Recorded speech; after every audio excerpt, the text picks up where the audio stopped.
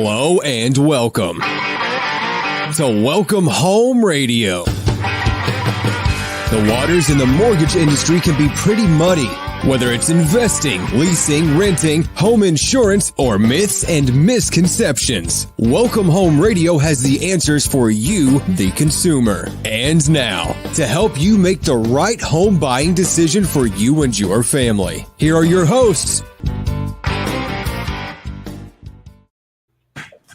And welcome to Welcome Home Radio. It is September 28th. And as Welcome Home Radio tries to educate homeowners and would-be homeowners on buying, selling, and maintaining your home, we want to talk today about something that is demanded to be in any home. With wireless web demand requirements, TVs, garage doors, cameras, everything is proliferated by wireless devices. We wanted to have a great technology discussion. So first off, I want to welcome Tom and Alan back. Thank you so much, guys, for being here. But I want to invite and welcome Josh Futrell with ComHome Technologies, and of course, our own head monkey butt of KVGI Media, Mark. How are you doing, guys? Welcome. Doing good. Thank you. Thanks for being here. Now, I got to tell you, I've got 4 kids. Huge demand on my wireless when they were going through high school and then college. And it was always interesting when they came home. What's the new wireless? I could, what's the password? What's this? What's that? We have grown in technology in our needs, right? I mean, it is just demand upon demand, I believe. My own granddaughters, we take away their wireless devices when they come to our house just because, you know, at age 8, they don't need that sort of thing right now. They need to interact with each other. But tell us what's going on in the home in the last 10 years from the demand of technology and how it's grown, or what you see as the most important things. Yeah, I mean, the biggest thing is just the demand for bandwidth. I mean, pretty much everything, appliance base or home base or smart, functionality requires a internet connection, or a wireless connection within your home. So, what that does, that puts strain on your wireless environment that you have set up. And, over the past 10 years, we're kind of getting away from, the internet provider coming out, putting in their service, and then that device being able to supply the whole home with the wireless that they need. So a lot of it is just educating and understanding, as your environment grows, you need to be putting in the right equipment. So most of these homes that I'm going into today, they don't even realize they'll have about 25 to 40 devices connected that they don't even realize. And wow. Because, you start talking your doorbells, your lights, your speakers, your Sonos, your phones, your tablets. So, all of that is connected and talking all the time. So other than just having all those devices that are connected to your Wi-Fi, there's also a security functionality around that, hey, what are these devices talking to? What are they capable of talking to? Because they're in your home. So, and they're talking to other devices. So that's probably the biggest change over the past 10 years is the amount of devices, and then kind of the need for a more robust solution to kind of secure, the way you work, play, and, do all the other things you do with the internet. Mark, I know you're in technology. You deal with it every day. What are those things that are what we think about, like appliances? I when you said that, I thought about those new smart refrigerators, but these are always talking in the background. We don't see them. How does that impact the network and allow our home to function the way we want it to? Because we keep tapping into that. We take away a little bit more bandwidth. This is a concern, is it not? Have we lost Mark? No, I'm here. He's a little frozen up. He's a little frozen, I think. It's cold up in Michigan. Yeah. Can y'all hear me? Yes. We can hear you fine. The picture's not good. Your camera's not moving. Joshua, it's funny we're talking about all the bandwidth and stuff, and here we go. And then the irony. Yeah. Alexa, please bring Ed Monkey Butt back. Right? I want my call better. E.T. phone home. Well, Josh, help us out here. What are the unique things that are doing? And again, like you said, things are talking in the background that most people don't know that they're continually to communicate, like a refrigerator. Is that right? That's correct. And a lot of people, they just plug it up and they hook their Wi-Fi up, maybe the same Wi-Fi that they're using with their business, laptop at home or working from home in their school.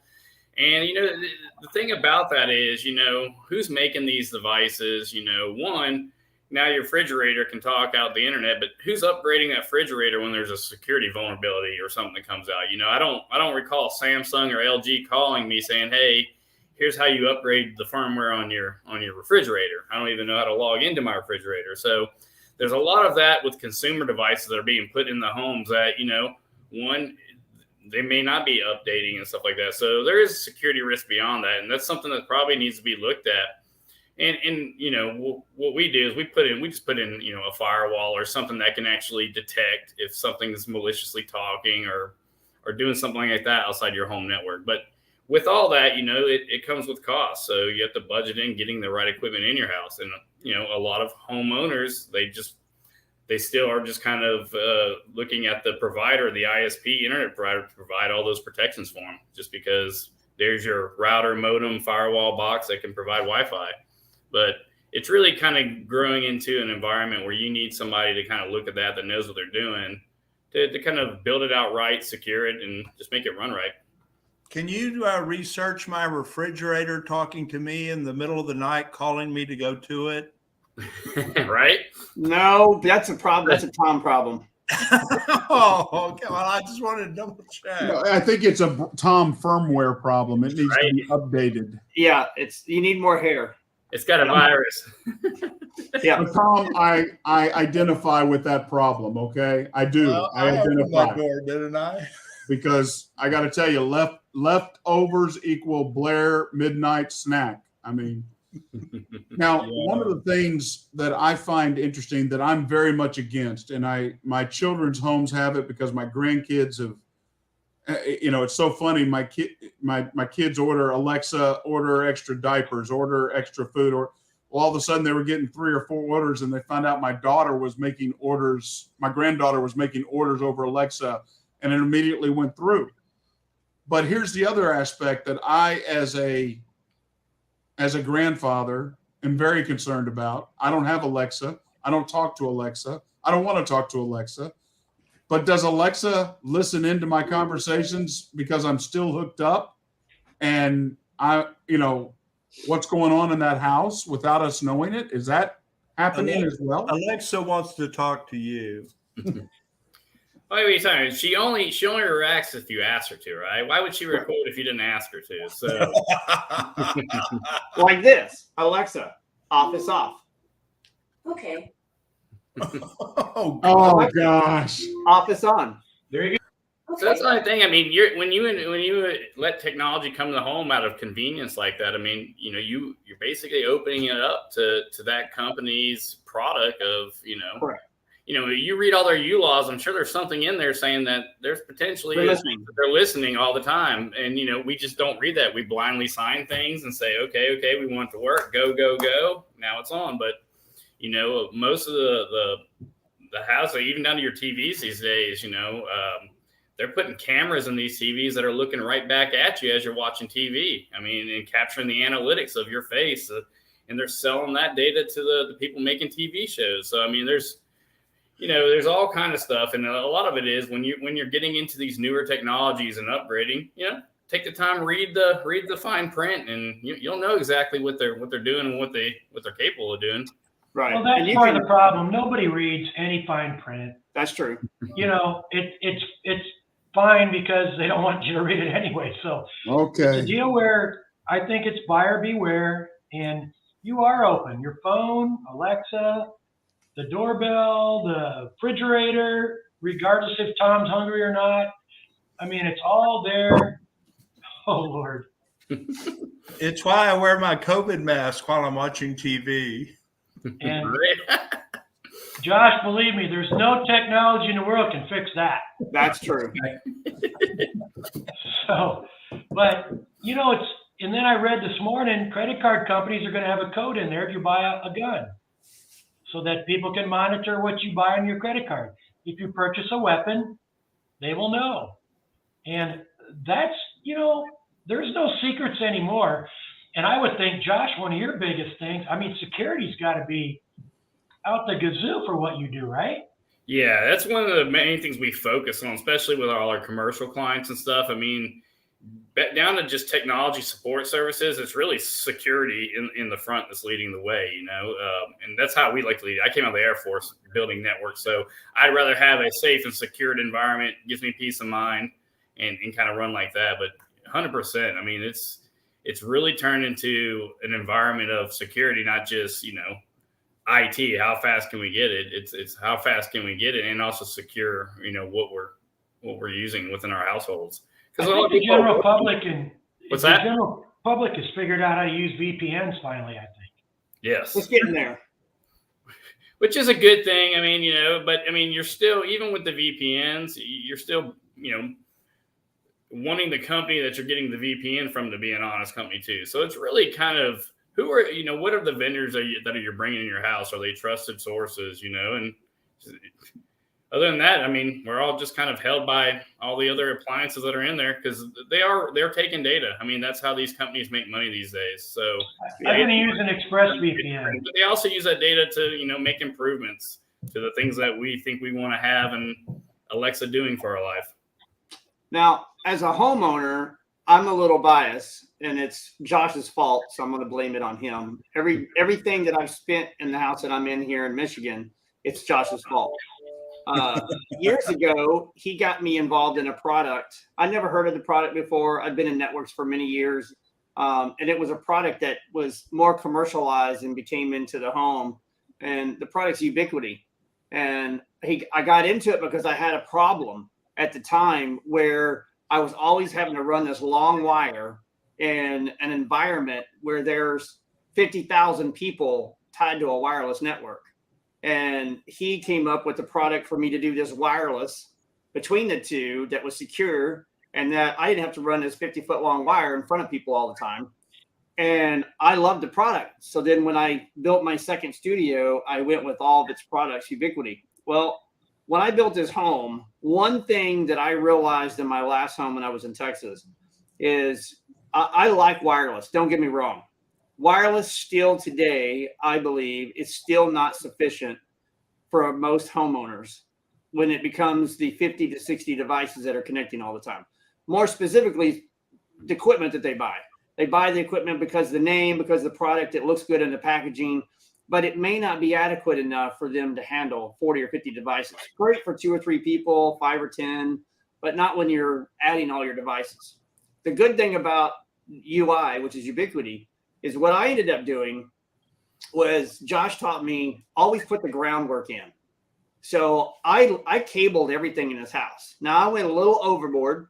You can do Cat 5, you can do Cat 6. I went with Cat 8 because I'm actually building a 10 gigabit network.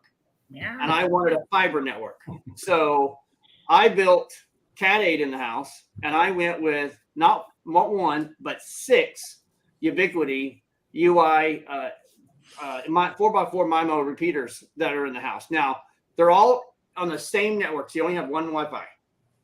But I've got them placed because if you go to UI.com, one of its things that I loved about it was they have this thing where you can put your description of your house and everything in there by a picture. It can help you lay out where your Wi-Fi is. So I can have one in the bedroom, one on the other edge of the house. I can have one out in my garage. I can have one outside in the yard, but that has a solar panel on it. And they're all going to connect to each other with only one Wi-Fi. That way, no matter where I go, no matter how much I roam, I got connections all the time. And I don't have any brown spots, meaning that I don't have a dead spot somewhere between each one. And UI has this pretty good built-in platform that tells you whether you got one too close or too far away. So I was able to do it just right to get them in there. Did it cost a little bit of money? Absolutely. But now I can go anywhere on my property within about 3 acres. And I have internet access where most people wouldn't have it. So I went overboard. I even bought the new Dream Machine that UI came out with because I wanted a new router. I wanted something that had a better firewall. I wanted something that has a little bit more security. And because I'm using Alexa, Yes, all over the place, that I wanted to make sure that I can control. Alexa, stop. So she listens at everything, right? The one important thing that I realized, and Josh said this earlier, when you have one Wi-Fi network and all your devices are connecting, there's a congestion. So if 3 people are trying to watch a video or trying to stream something on one and it's connected to one Wi-Fi repeater, it's going to get congested. It's some of them can do 4 or 5 at a time, depending on how much your bandwidth is. But what I found out about UI, if you have, let's say I have 5 in the house, I can say all the stuff in the bedroom only connects to this Wi-Fi, this repeater, and not to the one over here in the kitchen. So I can segregate each one and say only those devices go there. It works out better for me because now I know what I can upgrade, what firmware updates need to happen. I know that router or that repeater needs to be updated because it allows me to see those connections and notification. Again, as a homeowner, I'm a little biased on it, but I've been with a lot of products before. I used to be with a couple of companies and they just aren't out there anymore. And when I tell people nowadays, first thing you do is wire your house. If you can wire a device, wire it. If you want Wi-Fi, that's fine if you're going to be renting and things like that. But if you can wire it, spend the extra money and have it wired. Because at the end of the day, having your connections directly connected, then you're not fighting each room, each TV, each device, trying to fight over a wireless network. Use the wireless on your mobile devices. That's my opinion, but you bring up a really good point too with the segmentation. So when COVID hit, everybody started working from home, schooling from home, doing all that stuff. So it really started getting heavy on phone calls. My Wi-Fi's weak. It's not working, this and that. Well, a lot of the times, it was oversaturation on the one Wi-Fi channel, that they were on. So basically what we started doing is going and doing exactly what Mark says, segmenting the network. So we would go in and say out of the security, we would put all your appliances on one network. And then it would even be a hidden network, so you just couldn't see it. We would have a network for the kids. So you want to talk about parental control? Imagine being able to turn that internet off and not affecting your internet. So, there's a good way of kind of introducing, your youngsters to the internet, through parental controls, content filtering. So you actually are giving them, that outside connectivity, but you're also kind of safely guarding it as they're introduced to that World Wide Web. Businesses, if you're work from home, you loved it when your kids came home from school, started getting on those video games and knocking you off your VPN connection and stuff. So we're able to go in there, segment that network, and actually prioritize the connections like your business connections or your streaming connections, or when the Xbox needs to go down, turning it down. So that's a big thing that we're starting to see in homes now, is actually going in there and you're really just setting up real networks in their house. Gosh, when you say you can go in there and segment, are you talking about with existing systems or you bringing in new systems? Well, I mean, if you have a system that can support that kind of segmentation, a lot of your newer wireless equipment can do that. Even some of the off-the-shelf stuff from Best Buy, but they'll have those kind of capabilities to be able to segment different networks within there.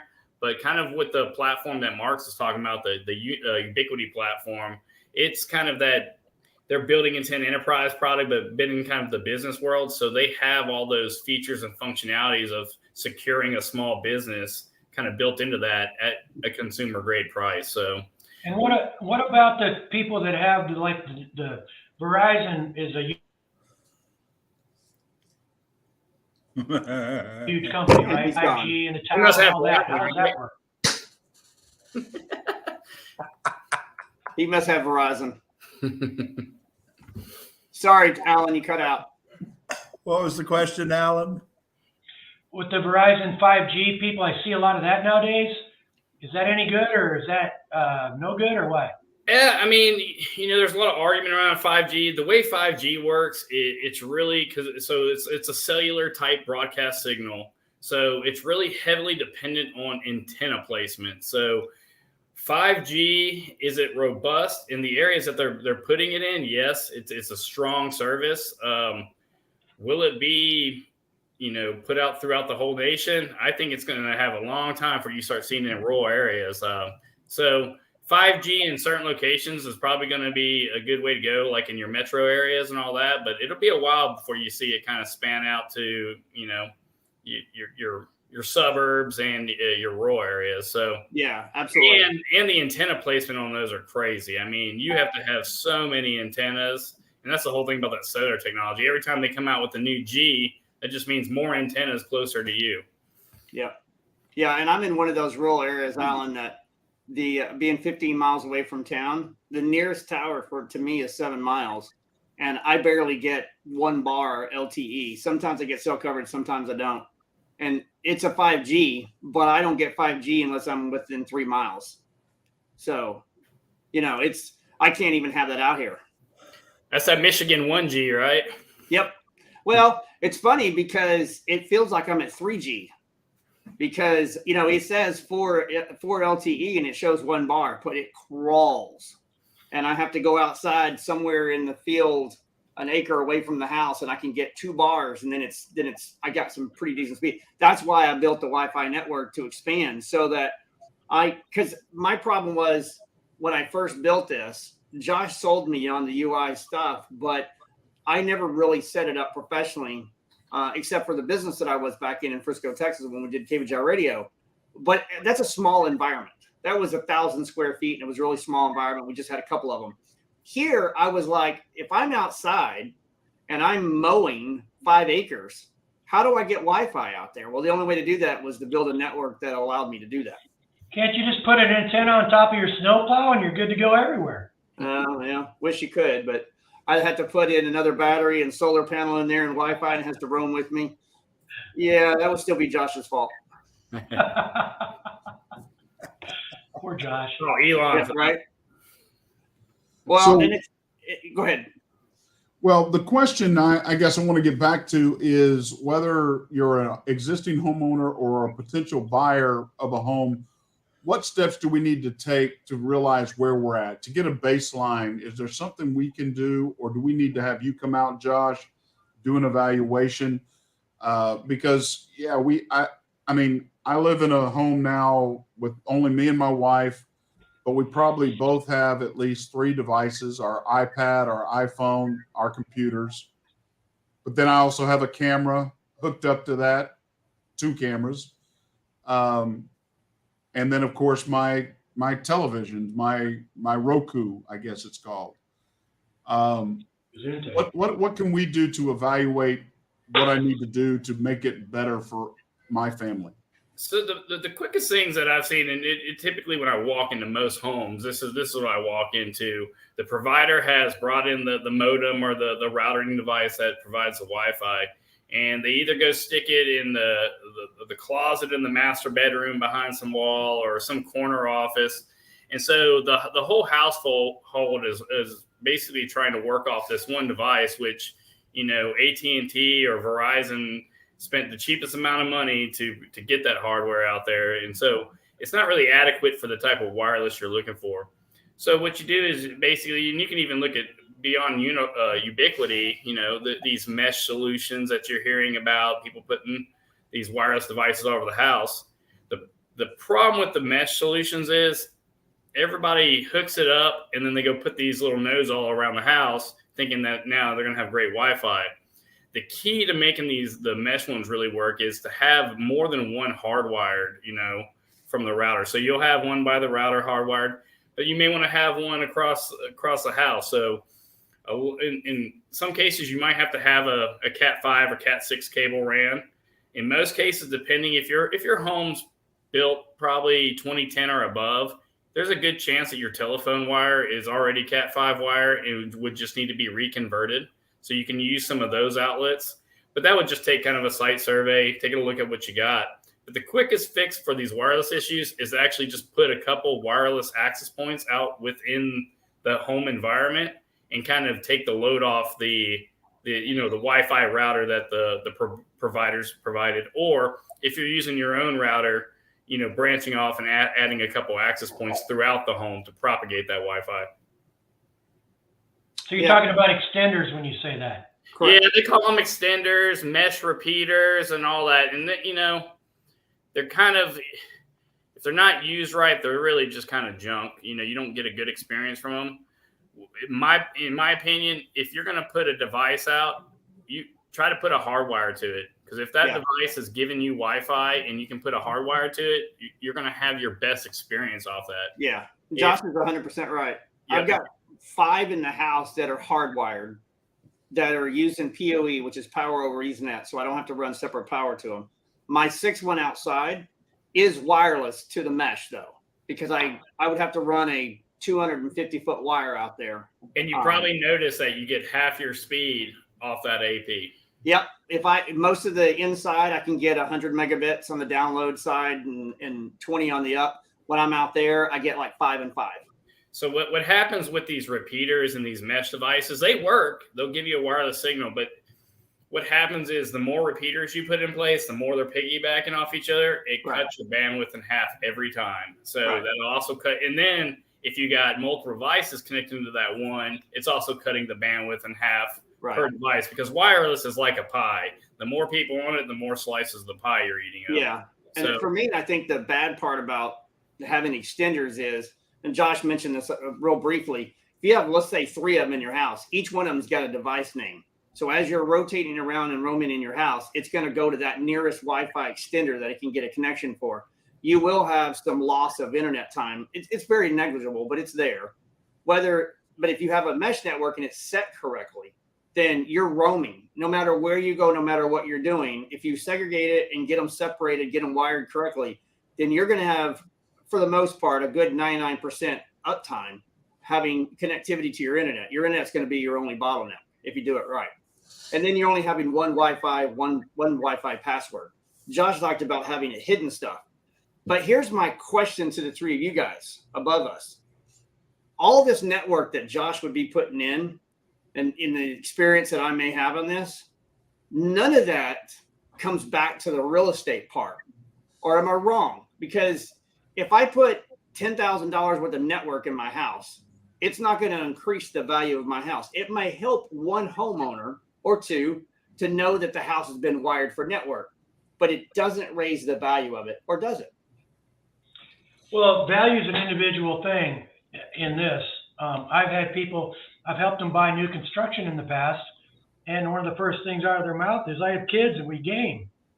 And so, of course, with the builder, a lot of them, like Josh said, they're pre-wiring now, or whatever you call it.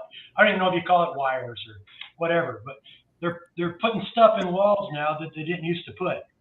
And so that's a big deal to some people. Others could care less. It's not a value. It's a who cares. I'm sick of my phone. I hate even getting on that. There's a lot of that too. So I think in general, kids are hard on the internet, but they're nowadays as old as, I think a lot of the millennial generation grew up on it.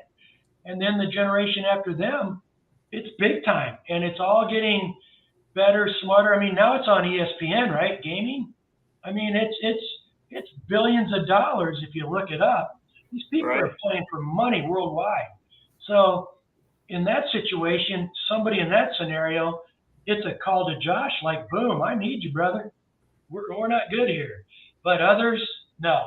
And can D.R. Horton say, this house is $50,000 more because you got a Cat 5 or 6, 7, or you live out in the boonies and you got a Cat 8? Yep.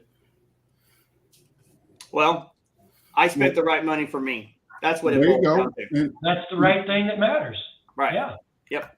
this is the good, bad, and the ugly. Josh, as we open up with more repeaters, expanding our wireless, we're also opening ourselves up to attacks, digital attacks that, I'm the guy that doesn't bank on his phone because I don't want to have anybody taking it off of, in a restaurant or somebody, information off my phone.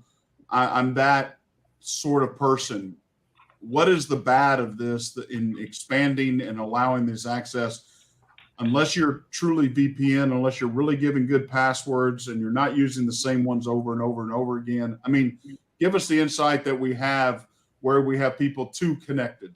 Is there ever an opportunity that we're too connected? I mean, I think we're too connected, as a society these days. But, honestly, with the security, it's kind of what you said. If you have good password posture, you're updating your passwords, you don't spread them out all your accounts. It really comes down to the user at that point. If you're online all the time on your computers and you don't have the responsibility to not click on just any email you get saying that you want a $50 gift card, that's kind of on you these days with all the cyber stuff that's out there. So a lot of these devices, your Androids, your Apples, they're built with a certain level of security in them, to not compromise their platform. But at the end of the day, the security posture is really on the user at that point. What are you doing online? What are you searching for? What are you clicking on? And then, and if you have a very connected house, maybe put a firewall in place that's maybe, blocking some of this traffic and not letting you go to, unwanted sites, content, web content filtering some of the stuff that you're looking at to say, hey, maybe we block those sites and let you look at these sites. So that's really kind of what you get at, when you start looking at a connected environment, is maybe put a little bit more layers of defense and controls in place to kind of keep the unwanted out. Because I don't think we understand how much, just by our own mobile phones, going into a Starbucks and somebody taking, whether it be our credit cards because of the chip, or our phones are open to when we access that VPN locally. I mean, there's so many people that are in Starbucks with laptops open, ready to do nefarious acts, as I would put it. Our society is very unique in that we want to have all the great technology, but we don't understand the risks that come with that, in my opinion. Am I correct? Wrong? Yep. And companies like Starbucks, I mean, they've engineered their wireless to kind of be a little bit more safer. Like somebody can't see your device. Like they kind of block the ability. It's almost like you connect and you just talk to the internet. But you don't know that for all the other environments. You go into a restaurant, you don't know if they just set up some router in the back with an open password and, got somebody scanning, anybody who comes in and connects. So personally, I always just connect to my mobile device as my internet, even if I'm in a coffee shop or whatnot.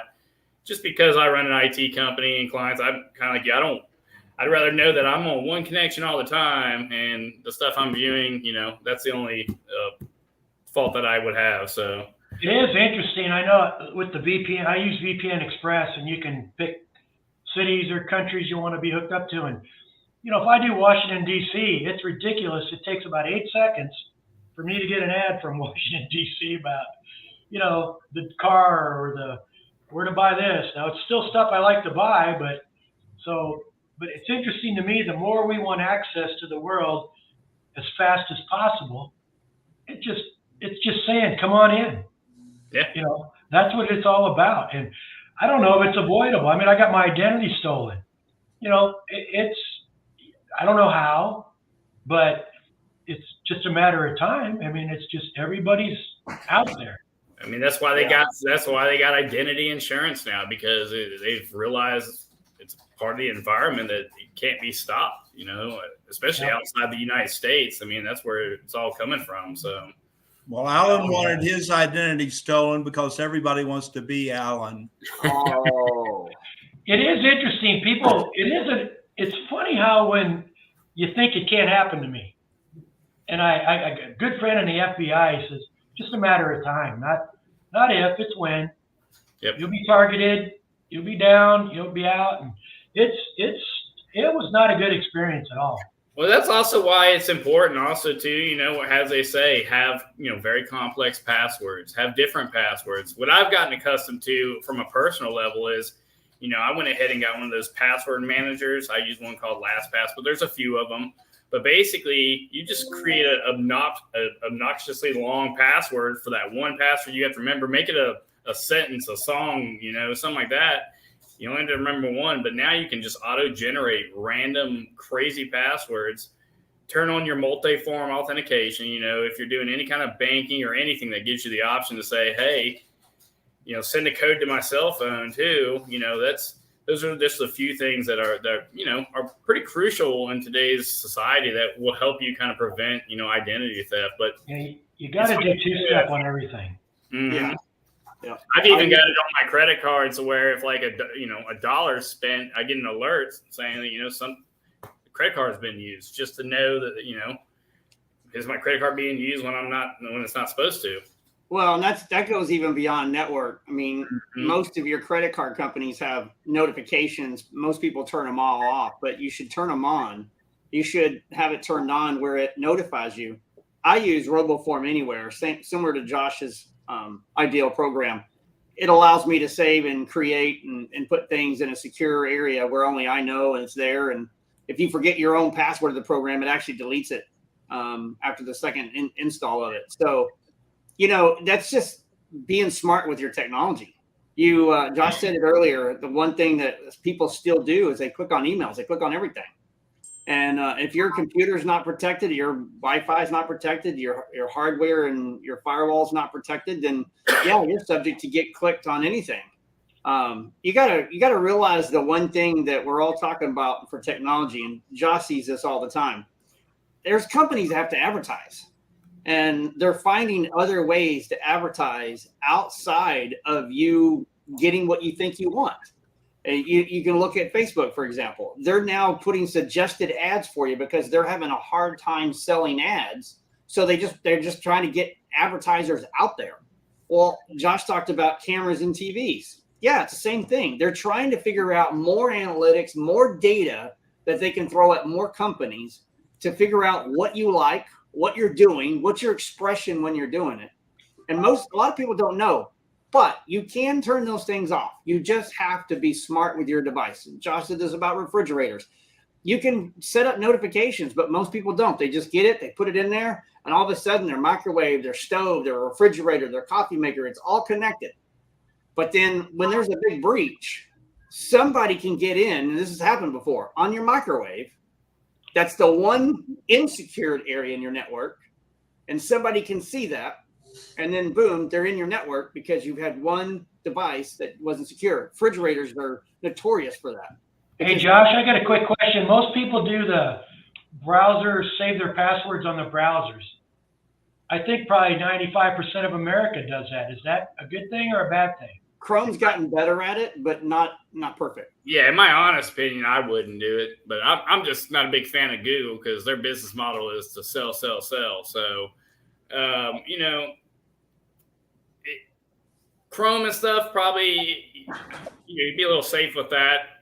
But I don't store them in the browsers. I don't trust them. So I don't either. But I mean, I know people that do it as well. So as long as you're using a good secure browser and it's up to date, that's what make sure it's always up to date and stuff.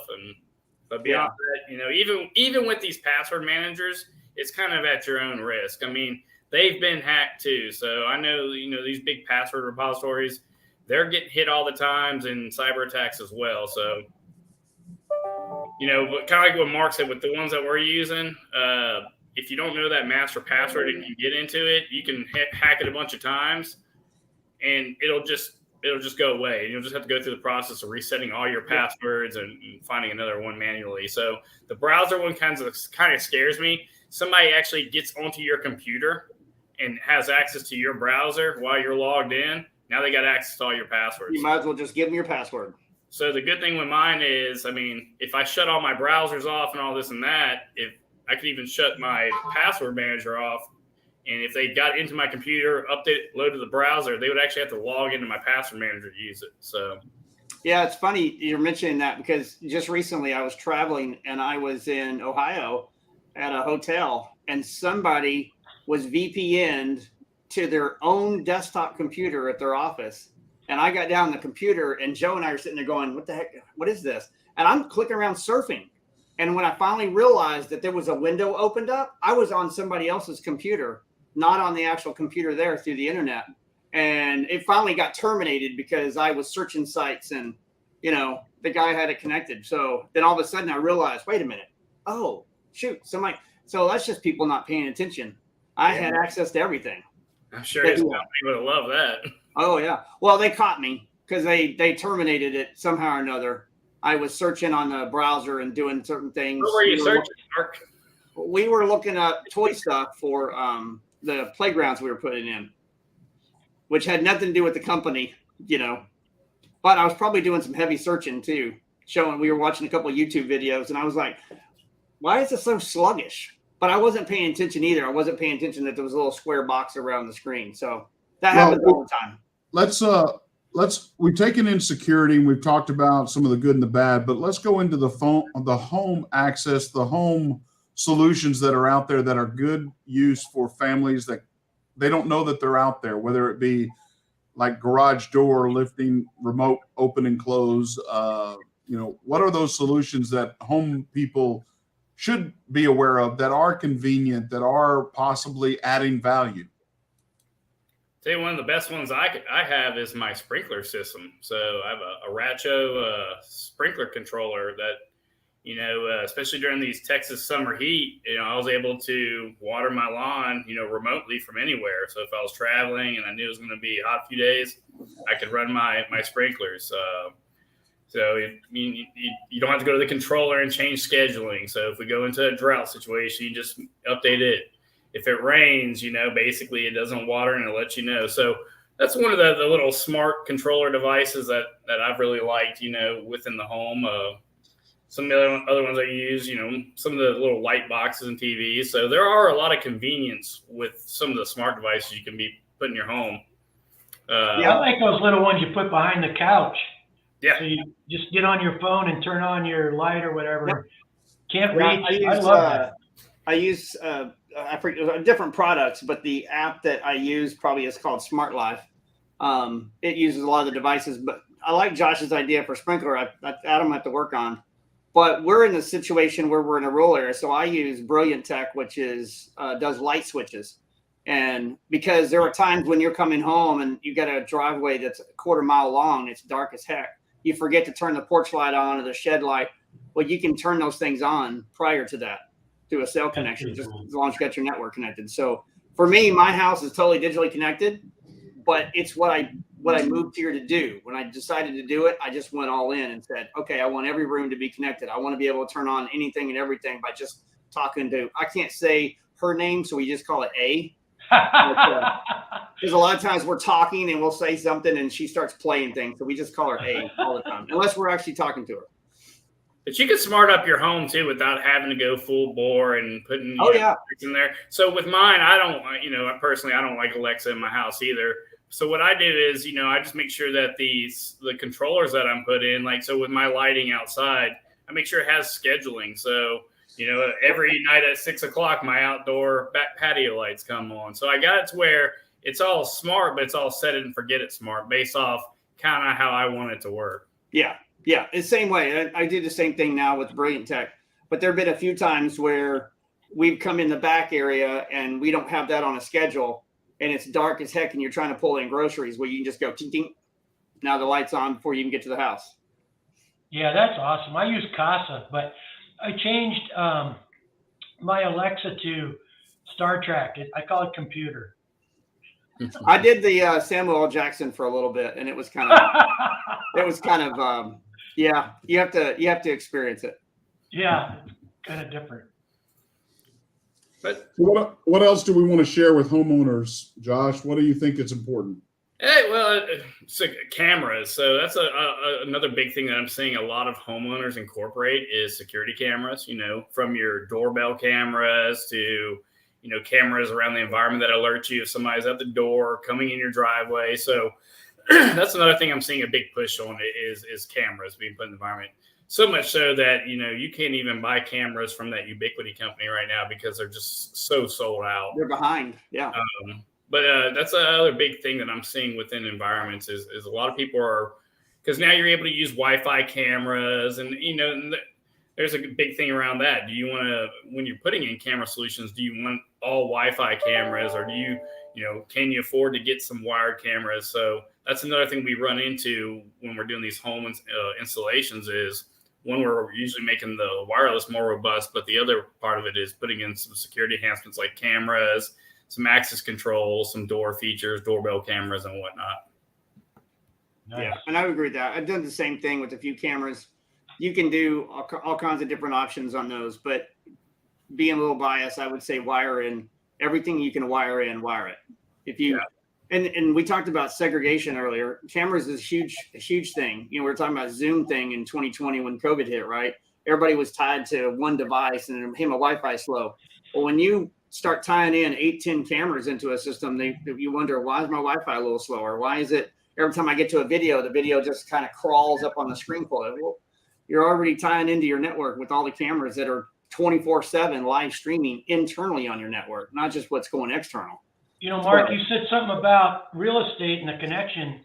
I'm telling you, when you show a house now, conversation I have with all my buyer clients before I walk in is, you're probably being recorded. Yeah. Either video wise or audio at least. So enjoy, we'll look at what we need to look at. Enjoy yourself. Just be aware of your surroundings when you're talking to your husband about, Because you never know, price, features, issues, and it is really a big deal. I'd say probably 50% of the homes at least. Mm-hmm. Yeah, I agree with that. Not surprised. My question to Josh is that expectation wise, if one of our listeners called you, tell me about cost. Tell me about what you would do for evaluating a home. I mean, one, evaluate what the problem is, try to figure out what the core issue, is it an internet problem? Is it just a wireless propagation problem? Is it not enough equipment problem? And then from there, make some suggestions. It's not a one size fits all solution.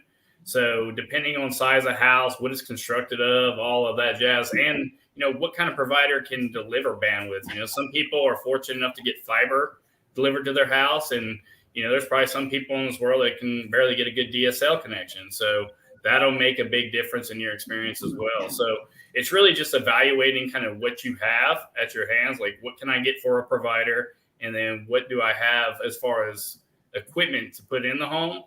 And it can, it can typically scale from a decent wireless type deployment network, probably anywhere from $100 to, $500, depending on size of home and how much equipment. So. And you do that as a service.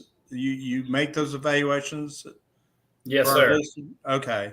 We'll come out there and we can even do a lot of the stuff remotely. So if somebody gives me a general, hey, what's the square footage of your home? How many stories? Where's the IT equipment currently housed? I can give them kind of an idea of a budgetary number of what it's going to take to get them where they need to be. But mostly it's getting on site, understanding their environment. And then usually it's a couple APs and you never hear from them again. I tell everybody it's a bad business model once you fix their home Wi-Fi, because then they never call you. Job well done. They love you. Yeah. Right? They say nice things about you forever. Yeah, that is true. They tell friends, and that's how we've been able to build the business is, you get in somebody's home and you earn their trust in their home and you do a good job, they're going to tell other people around. And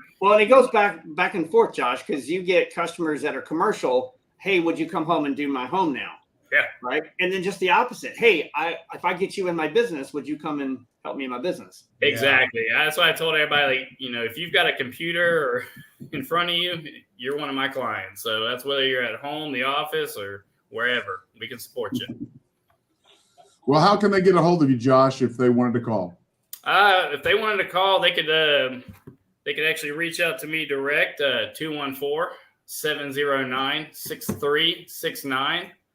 Or they can just shoot me an email, J Futrell, and that's J F as in Frank, UTRELL at ComHomeNetworks.com. Awesome. Well, thank you so much for joining us today. I think it's been very informative for people, and hopefully others will join us in taking this. You can find us on welcomehomeradio.net, along with about 13 other blogs, vlogs, all that other Spotify situation there. So I just want to thank y'all so much. Head Monkey Butt, it's great to see you here. Thank you for joining us. Thanks for I'm Blair Thomas. I'm Thom Hulme. I'm Alan Pace. God bless. Thank y'all. See ya.